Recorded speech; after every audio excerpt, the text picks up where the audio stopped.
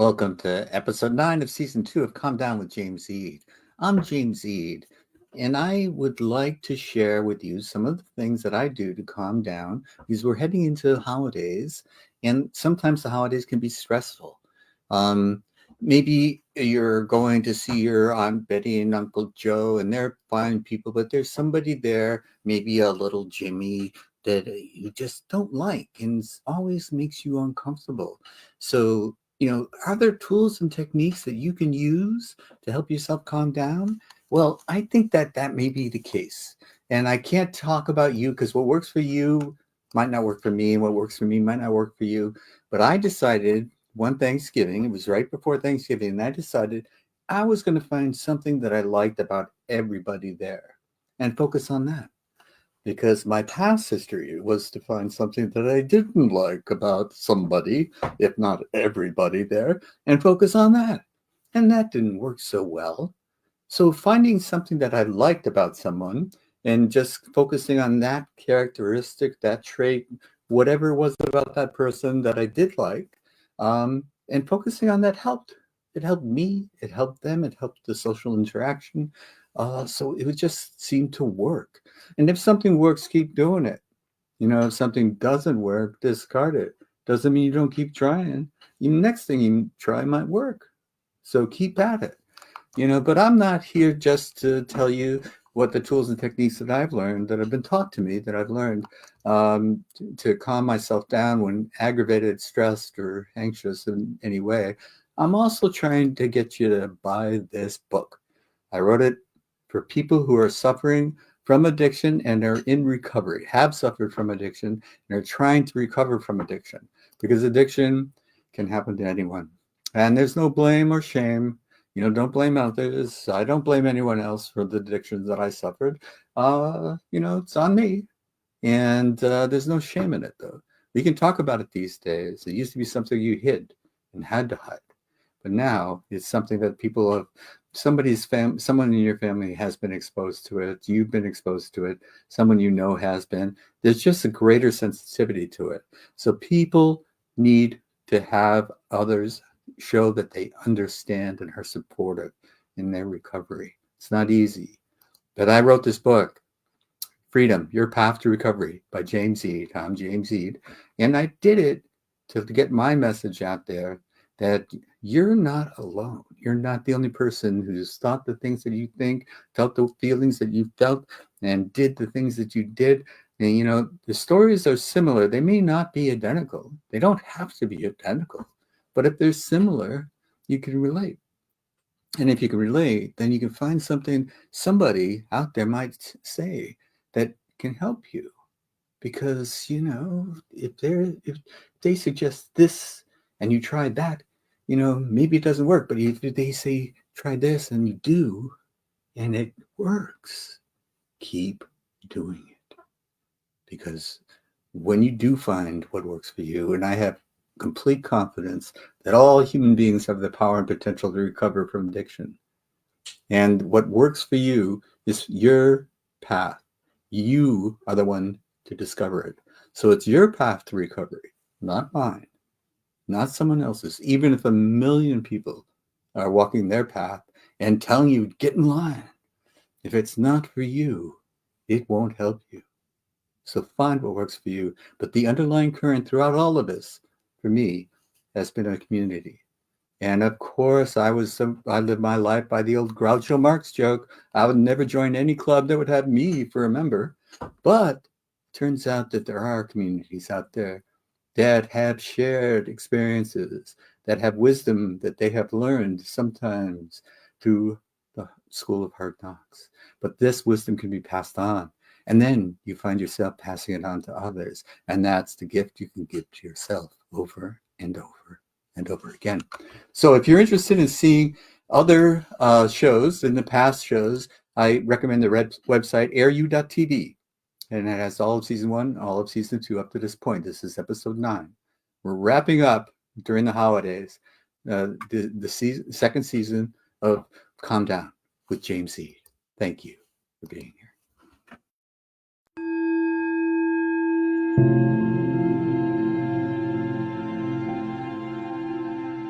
Welcome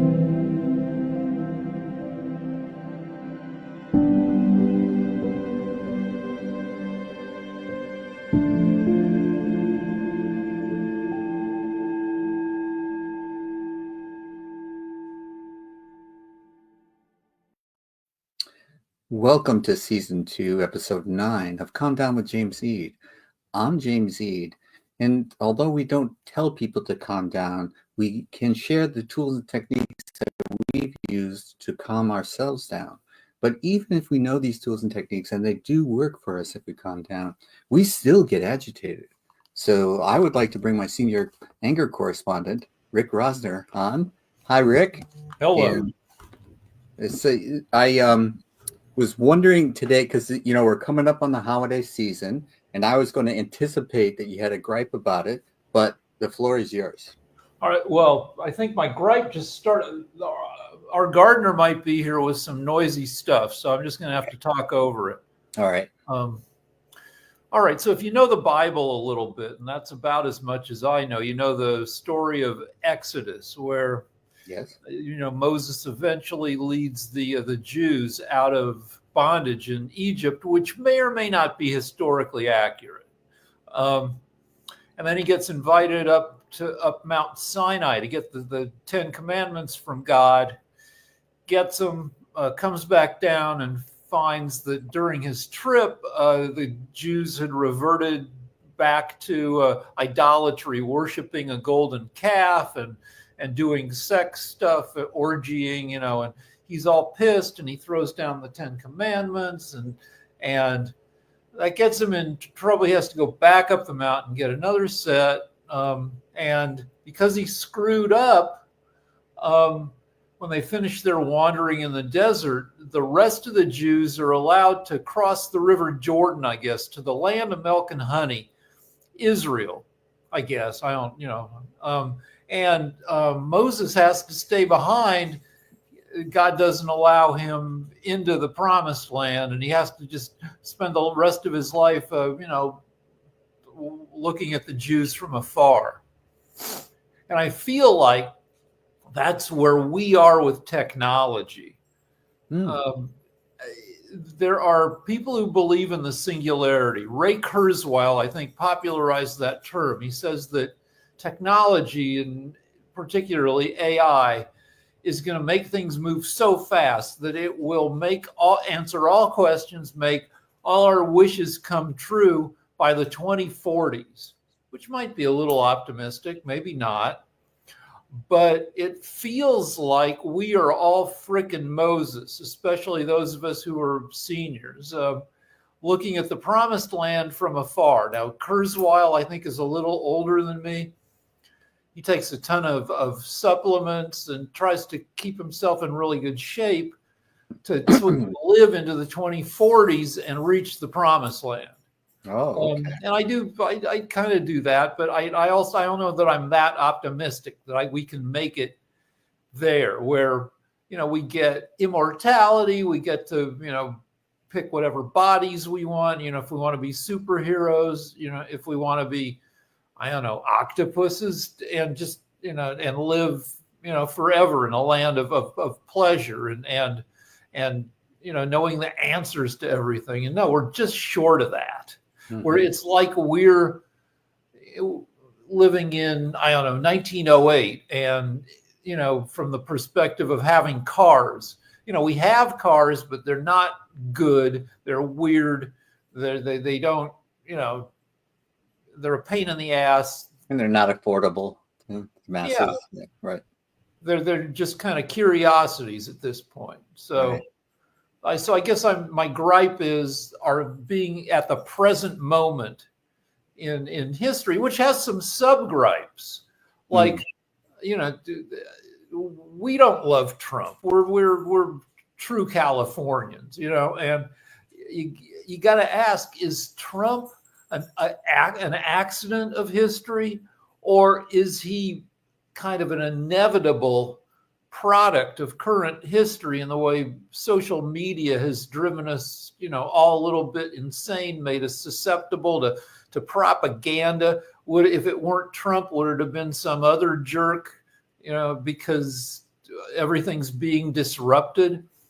That's a sub gripe there. Another gripe is at the gym. Nobody knows how to go to the gym anymore, where people just go and they sit on equipment just to tappity, just looking at their phones, and usually not even something urgent. I see people watching movies sitting there on the, and you go up to them and you go, excuse me, how many more sets do you have? Which is a nice way of saying, come on, do a set, do something. And then they'll tell you how many sets. Once they hear you have to tell them 3 times because of earbuds. And after the 3rd time, they're like, oh, they'll tell you how many sets, but they don't do a set. They go right back to watching the movie on their phone, which for old gym guys is infuriating. Right. Yeah. Well, that's a lack of social consciousness is sort of weaving through these gripes. People used to feel a social contract, like if you rep the benefits of a society, you also owed the society something, and you would walk an old lady across the street, for example, which I saw this morning, and someone doing that. Stop what you're doing to give a little hand to someone else who might be struggling, being conscious of taking up the space that others want, giving up your seat to someone who might not be able to stand on the subway or bus or whatever. These things used to kind of be the absolute norm in our society, and that has been breaking down. And you attribute it to a great deal of this to social media, to the distancing that the social media causes. Am I right in that? Kind of. I mean, it used to be the difference between living in New York City and living in LA. Mm-hmm. LA people were more socially oblivious than New Yorkers, because in New York City, you're on the street, you're walking and running into, talking to people face to face. In LA, people are in their cars. Right. Now everybody's oblivious because we're now in our, digital space. Right. One of the gyms I go to has a 7-foot wide grand staircase. I don't understand the gym's business model. LA Fitness, they built a cathedral of abs, where it's amazing where the ab machines are is next to a 60-foot tall glass rotunda, and like these picture windows that are 20 feet tall. And so you're doing abs, but you're looking out at the whole San Fernando Valley, including the Burbank airport. It's beautiful. It's the best place, I'd say, in America to do sit-ups. Do your abs, yeah. It's beautiful. And there's a big staircase, 7 feet wide, leading up to the 2nd floor. And I don't understand how they're going to make their money off of, people paying $20-$30 a month in dues, but that's not my problem. But my problem is people just stopping in the middle of the stairs just to do their phones.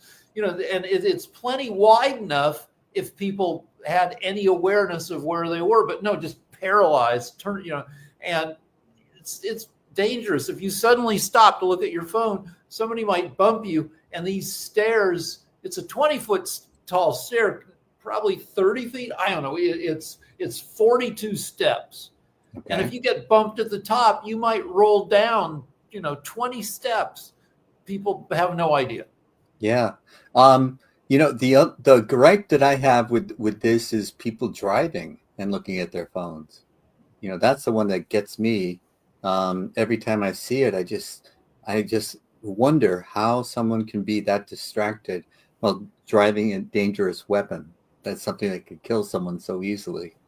And, I think we just get de-socialized. We don't think about the impact of others, and we're very rights conscious. So if someone infringes on our rights, we throw a hissy fit, but we're not conscious of us infringing on others. With driving, a lot of stoplights, you have to pull up to the light to trigger the magnetic sensor in the pavement, right? Right. A lot of times when people are just half driving, they kind of approximately know where they are. So they pull up to the light, they think, but they've really stopped like 2 car lengths behind the light because they're doing this. And they're not close enough to make the light change. So if I'm behind them, yeah, that'll make me crazy. Right. So these are things that we're going to run into again and again and again. So do we have any way of preparing ourselves for these inevitable encounters so that they don't? So I think I've said before that I tend to, every time I say I'm less pissy at drivers because everybody sucks now and you just can't be pissed at everybody all the time. Every time I say that, then the next time I go out in my car, I disprove myself by getting super furious at some especially big a-hole. Mm-hmm. But really, with everybody, 2/3, and it's food and it's social media. 2/3 of Americans are overweight, though that may be dropping over the next 5 years because Ozempic is this miracle drug that makes you less hungry. I guess that's how it works. I'm not sure. Yeah. But people drop a huge amount of weight. Jelly Roll, the country singer, is on the cover of People magazine this month. He said he dropped 110 pounds.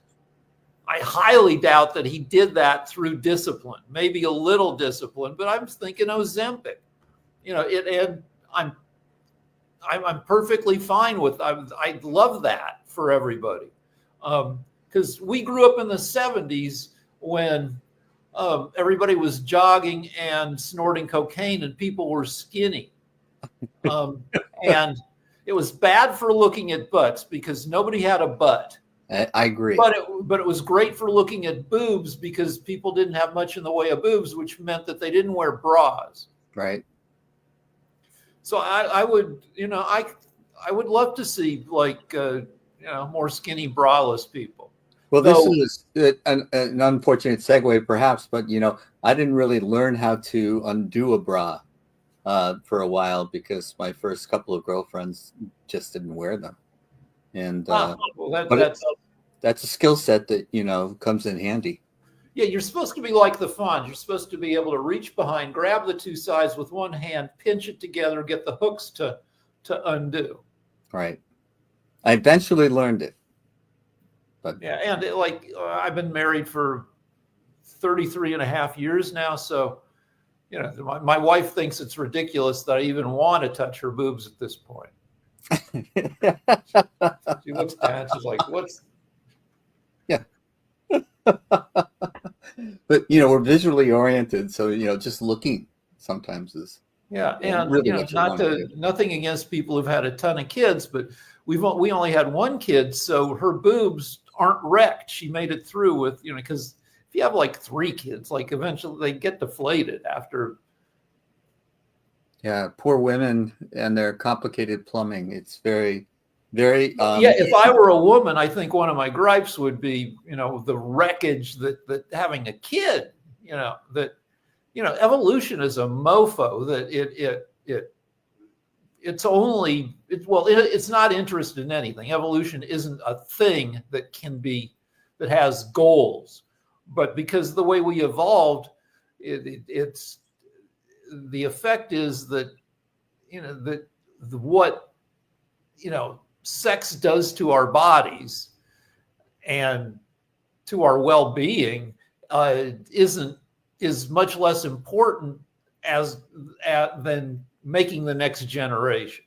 Well, you started with the biblical thing, and it's go forth and multiply was the prime directive, and for men that meant to multiply as many women with as many women as possible, and women needed someone to take care of them when they were giving birth, and so evolutionary it was a very, very mixed bag for long-term relationships, it seems to me. The 2 presidents I consider the worst presidents of our lifetime became president because of sex making men have terrible judgment. So Bill Clinton, most powerful guy in the world, can't keep it in his pants, can't just jerk off after everybody's asleep the way, most guys do. He had to jizz on Monica Lewinsky, who kept the dress. If it weren't for that, then Al Gore doesn't get pissed at Clinton for defiling the presidency. He uses Clinton, who remained popular throughout his impeachment, which, for lying about sex. Al Gore is like, and doesn't use him. Al Gore narrowly, by the narrowest of frickin' margins, loses that election, gives us George W. Bush, who gives us the Iraq War, which was a terrible waste of life and money. Yeah. Put that on Dick Cheney. Yeah. Anthony Weiner gets caught again and again doing porny stuff on a computer. He gets caught. He has to leave Congress. He's back at home. He still has to sext underage girls using his wife's computer. His wife is Huma Abedin, Hillary Clinton's main assistant. And the FBI, what happened? So he gets caught on that computer. The FBI, because that computer could have been compromised by his sex stuff. Who knows who he was talking to? The FBI reopens the investigation into Hillary Clinton's emails with 11 days to go before the election. She narrowly loses to Trump. All because both these incidents, all because two guys had to jizz. Yeah. Well, excuse me. I wouldn't know this, but I assume that powerful men love the attention and get off on it. And I think that their IQ is lowered when, like, Monica Lewinsky allegedly raised her dress to show him her thong underwear. And, I think Bill Clinton, who was a Rhodes Scholar, immediately became half as smart, which would make him stupid. Your brain, there's a hot theory of neuroscience that says your brain exists to predict what will happen to you in the next moment, every single moment. It gets you ready because to take on the world, whatever the world is throwing at you in the moment, so you survive, so you reproduce. Right. But the trouble is with sex, your brain gives you bad information. Yes. It tells you sex is really important. It says it'll be okay that you're mentoring Monica Lewinsky, and that if the price of mentoring is that she, jerks you off or blows you, well, you're both getting a good deal. She gets to be with the president of the United States and learn from him, and he gets to jizz. Yeah. So let's focus on one gripe. Let's talk about car rage. It seems like something that we can do something about. Because as you said, you can't get pissed at everybody all the time, but we inevitably get mad at the specific person who is doing something very stupid in our presence. And I'll tell you one thing that I do now. When I get behind traffic that is moving slow and the red light turns green and the first car doesn't go, that has been one of my triggers. It's like, come on, we're all in a long line here. We're not going to make it to the light turns again unless you go. And so now I tell myself to get out of the way. I'm not talking to the cars in front of me. I'm talking to me. Get my ego out of the way. I'm going to get where I'm going when I get there. And I can't control the guy who was probably distracted on his phone or whatever, but didn't see the light change, even though he's the first car, which I think has a responsibility to the rest of the people in line to go when the light changes. Yeah, so you give yourself 3 extra minutes to get where you're going. Yeah, that's exactly right. That's a good practical tool to use, to always anticipate something will delay you. But in New York, the cabbies go on their horns as soon as the light changes, even if you're moving. They're telling you, hurry up.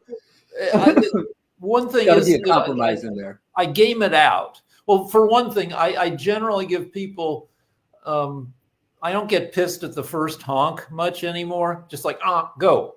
But if they're still in front of me at the next stop sign or traffic light and they do the same stupid shit again, then I start to get really annoyed. Yeah. So I'm slightly better. Also, I game out. There's no good way to get vehicular revenge. Right. Like I was behind somebody on Ventura Boulevard where people drive like idiots. And they did a U-ey right in front of me, which is very illegal on a busy, dangerous. Right. And I honked, and that caught the attention of some cops, and their siren goes on and they pull over the U-turners. And for a couple minutes, I was like, yeah. And then I thought, because like that is pretty excessive for one stupid move. Those guys are going to get a ticket that'll, run $280 with fees and everything, and like they're going to have to go to traffic school or something to get out. And it was like, like I don't know, their insurance. But like either if you go for something revengey, like you get in a deal where you cut them off and so say you succeed. So have you taught them anything? Probably not. If you did, you made them a better person. Well, that sucks because they're an a-hole. And I didn't want to make them, they don't deserve to be made better. Like there's no good resolution to the thing. The main thing is, though, when we get aggravated in our cars at someone else in their cars, cortisol is flooding our veins, and, we're taking supplements to live longer and stuff. Well, this is totally counterproductive for us. So taking a deep breath helps me to just not allow my own body to engage in the adrenaline spikes, the cortisol spikes. Those are the types of things that I want to avoid. Even, if someone has done something demonstrably wrong, illegal, or uncivil, whatever, it's up to me to manage my own response to it. Yeah, I just realized there is something that I unconsciously do. That my wife got me Sirius XM satellite radio. Mm-hmm. Now they'll give you an intro deal for like $6 a month. Then that runs out after 6 months. And then you have to call them again, and then they're going to tell you it's $20 a month. And then my wife's really good at this. She's like, well, I can't afford that. Just cancel it. And they're like, how about 14? Right. And then she's like, still too much. And she talks them down. But anyway, I have a stand-up comedy. That's all my channels are stand-up. Uh-huh. And, each little bit, it runs about 2 or 3 minutes. Uh-huh. And if I'm driving and somebody's like screwing me up, if a good routine is going on, I don't get that annoyed because I get to hear the whole routine. So I know that I just realized that's probably a big part of me not going nuts, because it used to be I just had regular radio, which is a disaster, right?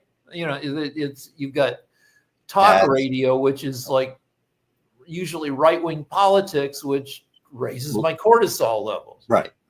But with comedy, it entertains me. It also, I hope, makes me better when I'm writing jokes. I get to hear how other people construct stuff. Right. And one final segue: when you're writing jokes, do you bounce them off of other people to get feedback before you, or come to final joke? Or not, like my wife is not. My wife has a pretty good sense of humor, but her bar is set super high. She doesn't watch a whole lot of like late night monologues. She generally gets bored with SNL's Weekend Update. Uh-huh. And Weekend Update, SNL has like 30 writers, probably 8 or 10 of them are largely dedicated to Weekend Update. Mm-hmm. So you've got they might be picking jokes out of 1,000 jokes that have been written during the week, right, picking the best, I don't know, 10 or 12 or 15. right, whatever, right. The So subset. even there, like that's a soup. Those jokes are the best of the best. Uh-huh. So, my wife, who's like, I'll tell her a really good, like, a joke that works really well. Here's a joke she freaking liked. I'm going to screw it up, but that Spirit Airlines has gone bankrupt. But the silver lining is that they can turn their jets into flying Spirit Halloween stores without changing the signage. Oh, that's So a good one. that works pretty well, and she liked that one. But that's like it relies on the coincidence of the name Spirit. Yeah. And you don't usually get that lucky. So Right. if I run a joke by my wife, it's either not that funny or anybody could have written that. Oh, And then I'm like, but not anybody did. And just because anybody could have written it, that means that it could be a good joke, because everybody, remember how Johnny Carson would do a Elizabeth Taylor is fat joke just about every night? uh-huh. The reason is because everybody knew that little fact, that is, Elizabeth Taylor was fat. And back then you didn't have as many visual aids as modern late night monologues have, where you can show a clip and then joke about it. Or you can, back then it was just you on stage. And if you wanted to tell a bunch of jokes really fast, you had to rely on the stuff that people knew. This is interesting. I thought I must have told myself a lie. It's the last segue. I hope this time is true. But Weekend Update, Saturday Night Live, when it first came on and we were first watching it, we thought it was hysterical. But later on, you look back and they're much funnier now, but they don't have that unbelievable, like, oh my God, they said that on TV kind of experience. Right. 50th, this is the 50. We were there at the beginning in high school. I mean, and this is their 50th season, so they know what they're doing much more. There's a whole movie out now about that very first episode that shows how much they didn't know what they were doing. Yeah. And they're much, they know they've been doing it for 50 years. Yeah. Even so, only about 35-40% of their stuff hits, because it's hard to be consistently funny. You just have to take a shot and see what happens. But, like Chevy Chase was imitating Gerald Ford by tripping and stuff like that. Compare that to Dana Carvey and his spot-on impersonations. And Dana Carvey is back on the show. He's 70 years old. He's doing Biden, and he's freaking great he's playing a senile old man who says the same thing, it's not hot. I'm not kidding, folks. It's not hyperbole. And he's doing it, and it's great, though it makes you sad because But, well, Rick, thank you so much for sharing some of your gripes and talking a little bit about what we can do about them, because what works for you, like putting somebody a comic on the radio, that actually helps you, and so everybody has something that's going to work for them, and it's just our job to find it. So thank you again. It's a pleasure spending time with you. You too. Thanks for having. You bet. Bye-bye. Okay, that was their senior anger management, Rick Rosner, and this has been season 2, episode 9 of Calm Down with James Eade. Thank you for tuning in, and find what helps you to calm down. And remember to use it when you need it.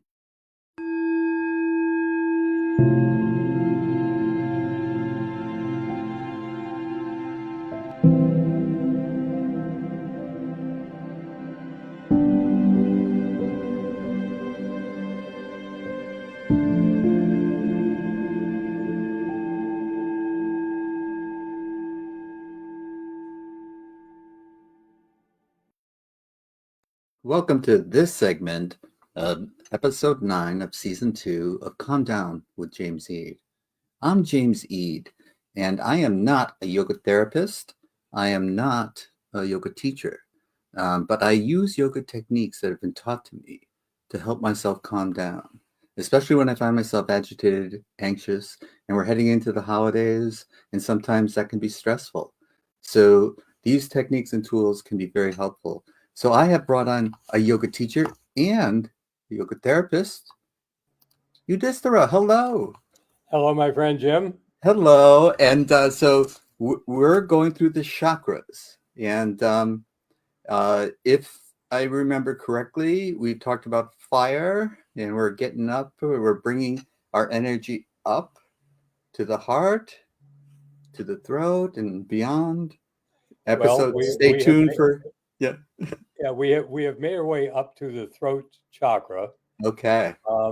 and as always, I mean, it's worthwhile to again put things into perspective. As you Sure. know, I'm a classroom science teacher as well as a Right. yoga teacher, and there's a wonderful young man in my science class. I say wonderful, and I mean it because he is bold enough to challenge me and ask questions, and actually, he's not just passively taking in whatever I say. Yeah. And yesterday it came up this. We were in we're in a unit around electromagnetism. Mm, And the way in which it actually works at the level of the solar system and planets and the gravity, the unseen forces, right. and along the way it came up on an assessment that they took that what happens to the quality of an electromagnet when you increase the number of coils that you wrap around the core of that magnet. And the answer, of course, is that the magnet becomes stronger because there's more energy flowing around it. And because of the school I teach in, which is a yoga-based school, I'm free to turn around and say there's a corresponding equivalent to this in terms of yoga, which is the chakras, and the fact that we have, neither of the two images I've shared with you actually do a great job of it. But the way in which the chakra system is actually arranged is not unlike an electromagnet. And that is to say that there are these two coils that go around and through the chakras themselves. And that one of the fundamental precepts of my guru, Yogananda, was that the greater the will, the greater the flow of energy. Now, that's not really all that earth shattering right now because of the fact that, we all know, that if you want to get something hard done, you're going to have to put more energy into accomplishing what you want to do. But Yogananda made it very clear, almost in a scientific way, that the greater the willpower, the greater the flow of energy. And so it is, the greater the flow of energy around these chakras that we're exploring, the greater the magnetism that we were able to generate. Now, when I say generate, it's not as if it's our energy because we don't start the energy, but we do have a level of control over it. And so this young man who was, again, I thanked him afterwards, after class, again. But his response was sort of a knee-jerk reaction, but it was an interesting one because it's so common. Mm-hmm. And that is to say that we had just gotten done watching a video on, this may become obscure here at this point, but on the search for Planet 9. Mm-hmm. Yeah, Pluto. All right. Right. And all of the evidence points to the existence of Planet 9. Mm-hmm. And that is to say that the movement of bodies, including the outer two gaseous planets, especially Uranus tipped on its side, those are all indicators of a massive body that we simply have not been able to discover. And the erratic movements of Neptune and Uranus indicate that this is so. Right. And the movement of other bodies within the Kuiper belt out there Right. also point to this. Right. So, but it brought in these two physicists who had these opposing views. One who discovered the Kuiper belt, and the other who is a much younger guy and is convinced that Planet Nine exists. And they're both using science to make clear, their position. But both of them are open to the possibility they might be wrong. Mm. So, but the fundamental practice of science is it exists within yoga as well. And that is to say that you take the knowledge acquired from others from who came before you, you accept it because it has been tested over and over again. Right. And you begin your research from that point. And that's exactly how it is with the chakras as well. Is that when it comes time to say, well, this is a nice, interesting model, it's a nice little philosophy, but what it is not a religion, it is not dogma. People can feel free, it's not a belief, it is simply something that can be assessed for oneself. Mm-hmm. But just like any great scientist, one needs to have the willpower, the desire, the focused attention, the curiosity to see whether it's true. Right. And if I may, I wanted to say two things. One was that I totally understand and agree with what you're saying. I read The Search for Planet Nine when I was in elementary school, and it was fascinating. And so this Neil deGrasse Tyson has talked about is it a real planet now? So is it a dwarf planet, or does it fit into a label of planet?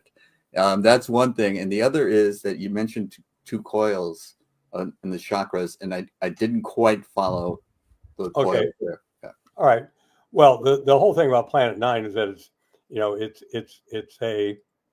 it appears that there is something out there. Yes. Yes. And by the way, it led to a famous Ed Wood science fiction horror film from 1957 called something from Planet Nine. What was it? I can't remember, but I know what you're talking about. Yes. Yeah. It was one of those just ridiculously bizarre. As his all Ed Wood, in fact, they made this wonderful film about Ed Wood. Yeah. Hilarious. Because he was such a bizarre, creative guy. Yeah. But anyway, I'm sitting here still trying to think about the name of the movie. But what was the other thing you said? Oh, the coils. Yeah.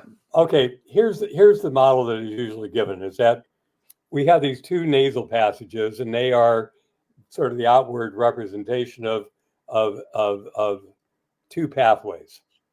Those two pathways are oftentimes showed on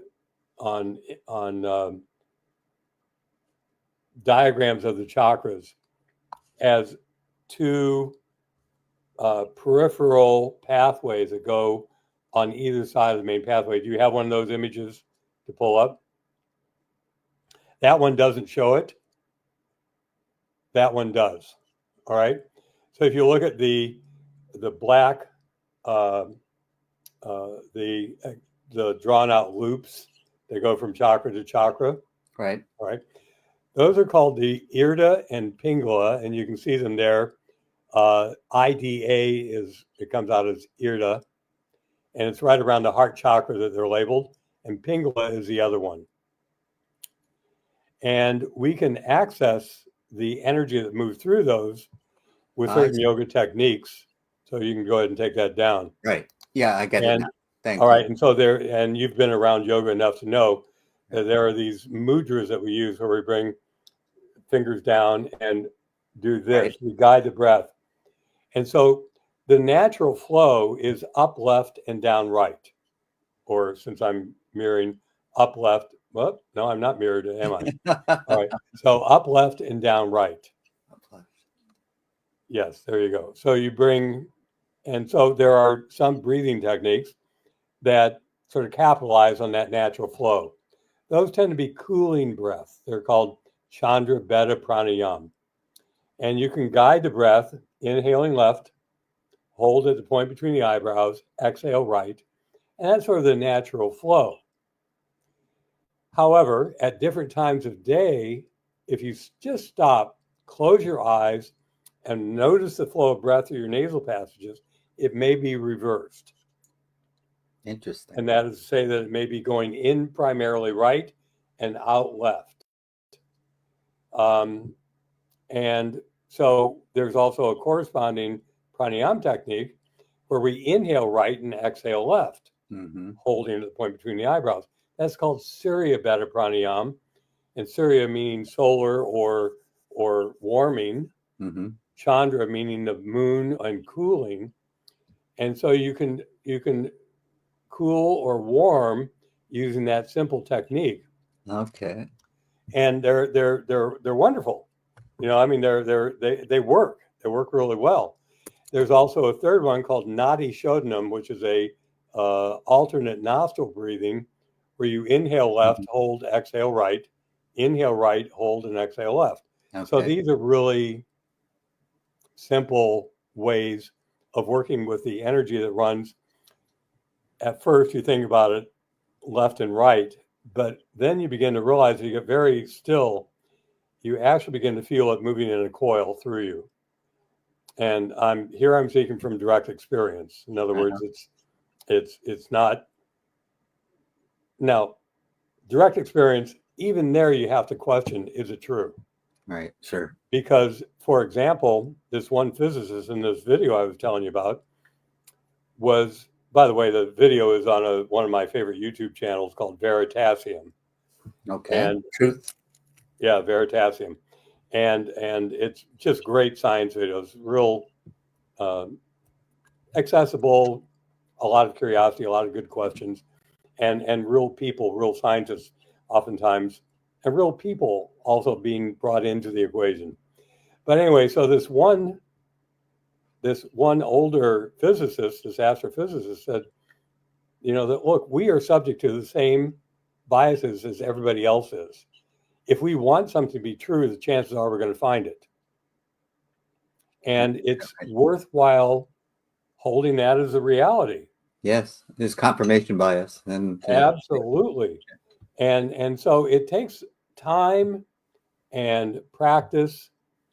But again, there is this willingness to turn to those who've come before you. In my case, I go to the line of gurus, including my teacher, Swami Kriyananda, his guru and my guru, Paramhansa Yogananda, and a series of yoga masters who conveyed one by one this information until it became accessible to anybody who wants to hear it.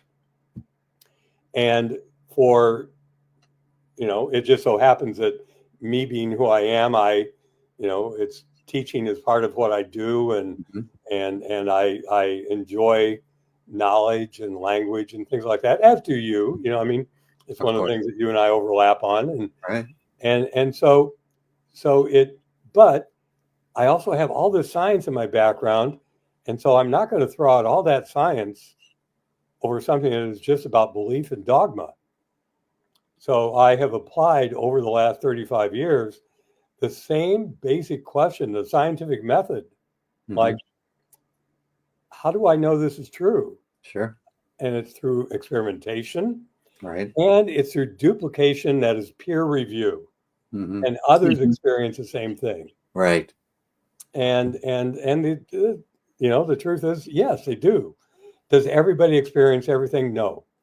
Do I hear all the sounds of chakras? Like this fifth chakra, is, it actually in the book I've been mentioning, the hidden stories of the Mahabharata, right? The story of these 5 Pandava brothers. Yes. It's to me, it's just so thrilling because these stories illustrate so much about the difference between the ego and the soul, and the fact that we are in possession of both.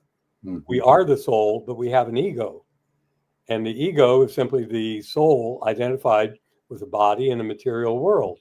Mm-hmm. And so that gets into philosophy for sure.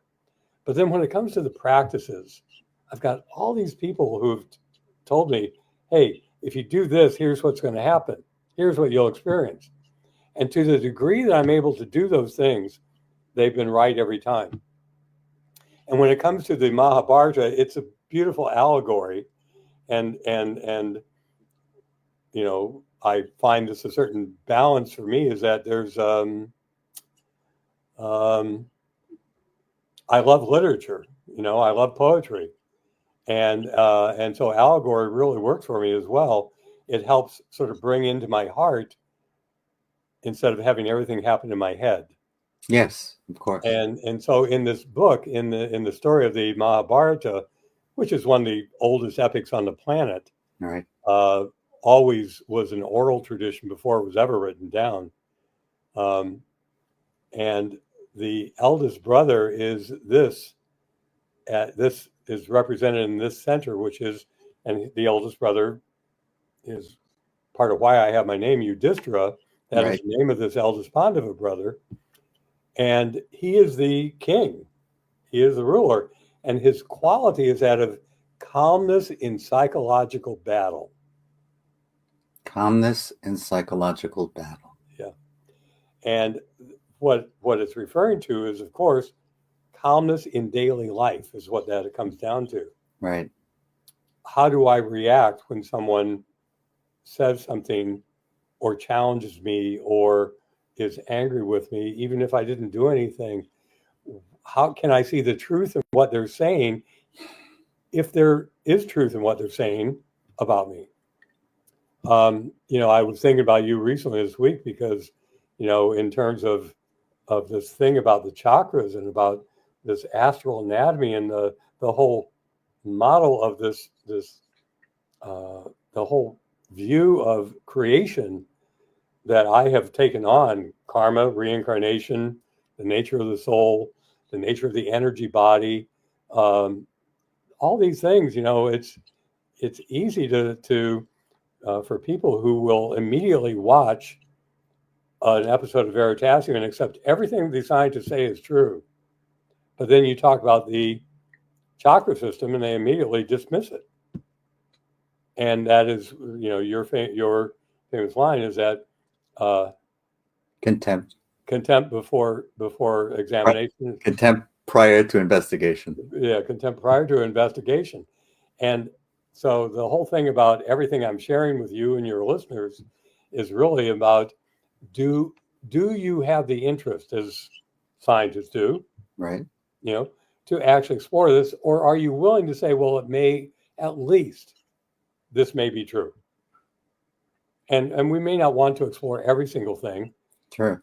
But as soon as you open yourself up to other people's realities, it immediately allows your heart to be open to them instead of closed. One of the things that I tell myself every day as part of my morning rituals is to meet people where they're at. And it's not always been the case that I have done that. And trying to correct someone was more likely to have been me in the past, and get them to understand me rather than to understand them, and meet them where they're at. Yeah, we think that by explaining something more that they're going to get it. Yeah.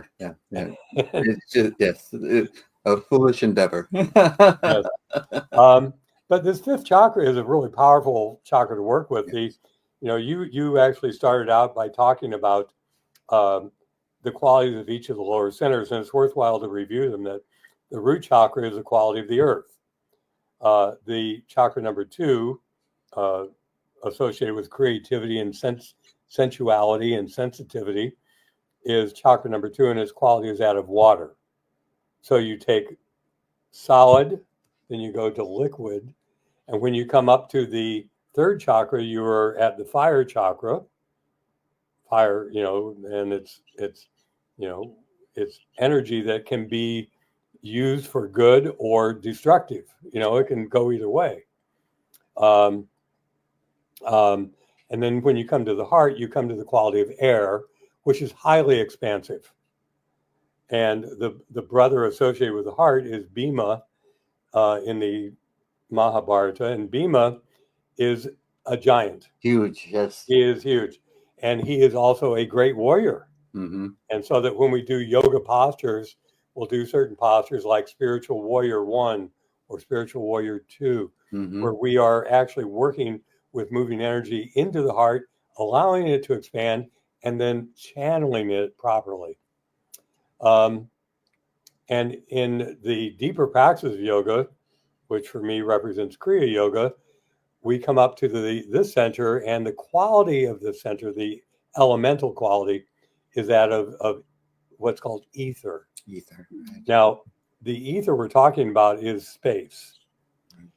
Space is an interesting thing because of the fact that we always thought that space, being a hard vacuum, was completely devoid of matter. And we now know it's not. No. That matter is simply just like air is the molecules are further apart.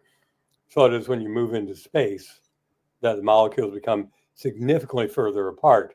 However, they still exist.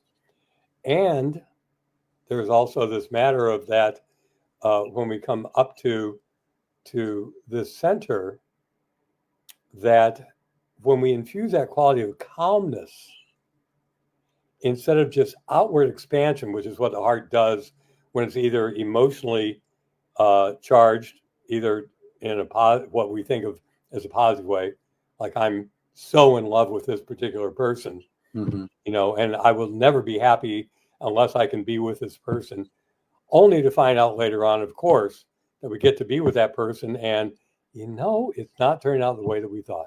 Right. Yeah, happiness, it was not genuine happiness. But when I bring that quality of the heart inward and upward and infuse it with calmness, then it can be put to some pretty amazing uses, which have to do with divine love, with having to do with attunement with the divine, however someone wants to label that divine quality. And however wants to attune. Yeah, I mean, there are so many names for God. The Aboriginal people in this country and in this on this continent, how many names did they have for snow? And it's that way for us. With God, it doesn't matter, right? But when we have that divine connection with that one, then it changes everything. And so part of yoga and part of these chakras is that these things are all interwoven. They're not separate from one another. You can study them independently. Sure. But for example, I've mentioned the astrology of things is that the movement through these chakras is also ends up being, 6 up and 6 down are the signs of the zodiac as well. And the signs for the throat center are Gemini and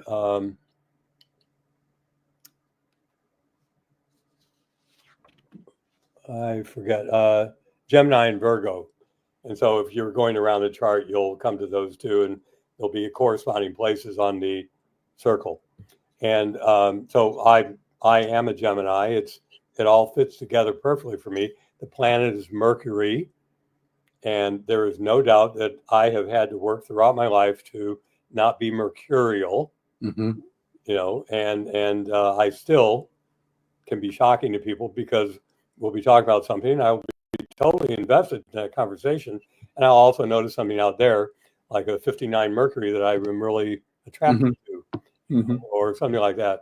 Sure. And then my mind will go to Steve Miller and buy me a Mercury and so it's all that happening over here, but I'm still able to focus my attention over here. So these things really do fit together, and for me, I can witness it in myself. The deeper quality of this center is one of the stages of yoga, and those came up a little bit more last year or in the first season. And the stage of yoga, you'll remember they begin with the yamas. Yes. the way we behave in the world, the niyamas, the qualities of inner behavior. Then pranayam, or asana rather, that is yoga. How we can hold our body? Can we hold our bodies still, Right. or in a yoga posture? Can we hold our Right. bodies still and let energy flow through us? Pranayama, which is can begin to control the energy that flows Right. through us. Then pratyahara is very much a fulcrum. It represents the point at which this path of yoga tips from outward to inward. And Yeah. pratyahara is the interiorization of our awareness. When we begin to work in the chakras, we are working at that level of pratyahara. And so there is a stage of going deep where there is nothing. I have this young friend, he's a science student and also the friend of the child of a dear friend. Mm-hmm. He is such an avid reader, and he is so absorbed in books that you have to call his name 3 or 4 times to get his attention. Right. And it's that kind of single pointed focus that is required for pratyahara to go interior, to interiorize your awareness until there's nothing else. And that's when we begin to experience directly and the sounds of the chakras. The sound of this particular chakra is it's like wind through the trees. If you're in the forest, and it's not the wind blowing, it's a sound that is emanating from the wind moving through the branches and leaves of the trees. And so if someone, or it's the sound Yes. of going to the ocean and the sound after the wave washes. It's that sound. And so these things can be experienced, but by being open and curious about these things, it's how we make spiritual progress.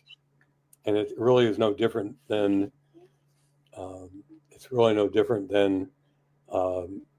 outward pursuits.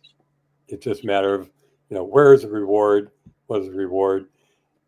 Anyway, so I think that, Yeah, this is the key learning for me with what my my contempt for yoga prior to investigating it was I had no idea it was about identifying this energy and then channeling it, and it road to self mastery, and it's all an inside job.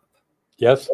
And so this whole world was opened up to me, which I had dismissed as something for flexibility or strengthening or that kind of thing. Sure. That was my entire concept of yoga. Well, again, there are a whole lot of people out there in this world who are in that place still. Sure. And yet there are an increasing number of people who are also becoming open to things. Yes. I remember driving across the country in 1960s when you're out in the middle of Wyoming and you could only get 1 or 2 radio stations. And they tended to be hardcore, fundamentalist preachers. And I remember it wouldn't have been the 60s because I was already, it would have been the 80s, I guess. But nonetheless, I was already aware of yoga. I was practicing yoga, and I remember this preacher just talk about yoga being like the spawn of the devil. Like it was Satan's practice, meditation, Satan's practice. That all we had to do was to believe what he said, and then we were going to be saved. Nice. And that shifted. Now it's an interesting thing that I've read numbers. I don't know what they are most recently, but the vast majority of Americans have a belief in karma and reincarnation, regardless of the religion. Mm-hmm. Meditation classes have been brought into all the mainstream religions, including Roman Catholicism, and oftentimes you'll find yoga classes taking place in church fellowship halls. you know, and I'm aware of yoga teachers who've taken yoga teacher training and taken their spiritual inclination towards Christianity and adapted it, which I think is wonderful. Sure. Why Great. not? Right. Yeah, absolutely. So, so things, despite the way that things may appear on the outside as far as all that's going on in the immediate term, we are moving into an age of energy, of light, and these teachings of yoga, including the chakras, are just a small part of what is called Dwapara Yuga, the age of energy. And it's an expansive age. And it just looks dim right now because you still have a lot of people stuck in the dark ages from hundreds of years ago. Their consciousness is still there, Mm-hmm. but they have all of this energy stuff going on that they have available as well. So it can be a pretty chaotic situation. Right. But in the end, a lot of people are waking up. It's so, I really needed for you to say that and for me to hear it. Thank you. Yeah. Because I do believe that these overarching realities are real, and that we can narrow our focus to pay attention to material things that in the long run are almost without significance. So it's you're raising your consciousness. I used to say, I'm so tired of having my consciousness raised. But it's still better to be aware and to attune. And these are the things that I'm working on a daily basis. Well, next week we'll next time we're together we'll talk about what I call chakra 6A, which is the base of the brain and the medulla, and where all of those ego focused sort of inclinations tend to sort of abide. Oh, can't wait. All right. So we'll get to that air, one. And calmness. Yes. And, well, air down here at the heart, ether here. Ether here. That's right. Here. Sorry. And so it expands. And what Yogananda described up at the spiritual eye as super ether, but we'll get that to the couple. That's to come. Yes. All right. Thank you again. All Wonderful right. to see you and talk to you. All right. Blessings, my friend. I will say goodbye to our viewing audience. Cut him off, but yeah, it's always good to see him. And, the idea of how you calm down, find out what works for you, because what works for me may not work for you. But this idea of the deep breath has always appealed to me, and it has always worked. So if you do find something that works for you, keep doing it. And as always, Divya Devi will be, Divya will be on to calm us down, to close the show from episode 9, season 2 of Calm Down with James Eade.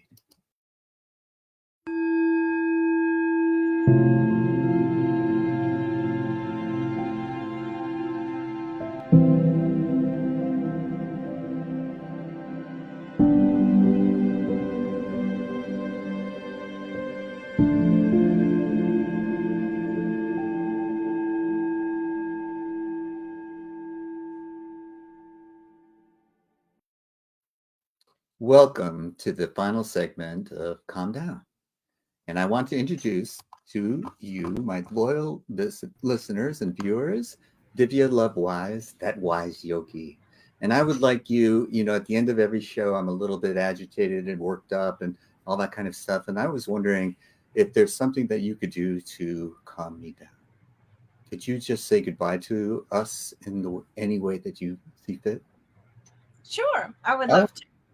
I will take off and let you do that. Thanks again. Okay. Well, bring yourself into a comfortable seated position, feeling your feet on the floor and letting your hands rest in your lap, palms up or palms down.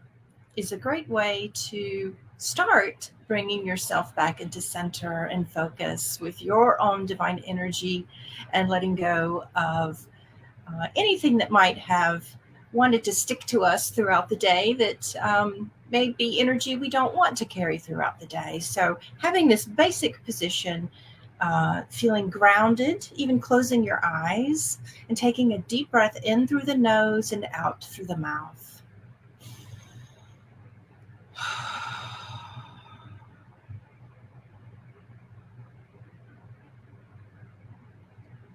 And one of the ways we can bring ourselves back to center is observing with our senses what we can feel, the temperature of the air in the room, observing any sounds that you hear.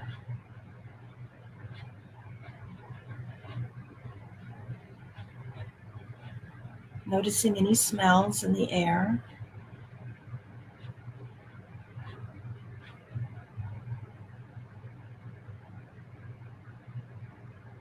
And then bring your awareness to your breath.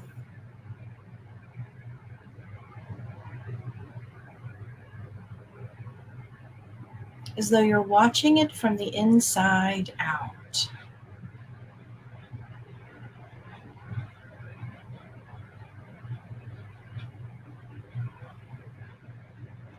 Watching the inhale wash into the body. And watching the exhale wash out of the body. Just like the waves of the ocean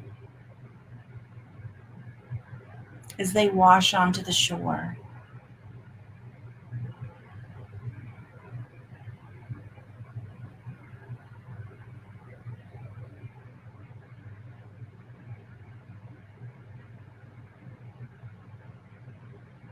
And if you find your mind still wandering, you can even place one hand on your lower belly and one hand on your heart so that you can feel with your hands this breath washing in and washing out.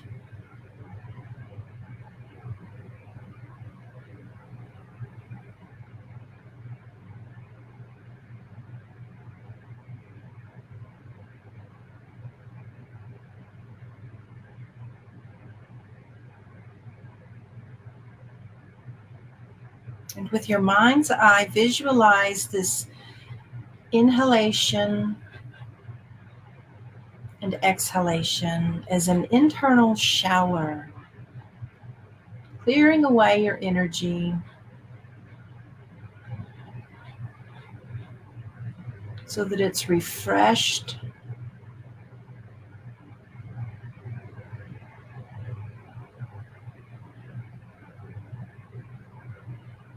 it's rejuvenated,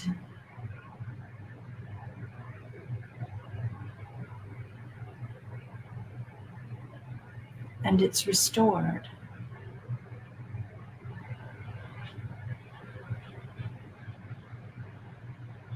Releasing your hands into your lap, just give yourself a few seconds of pause in this return to peace, enjoying it.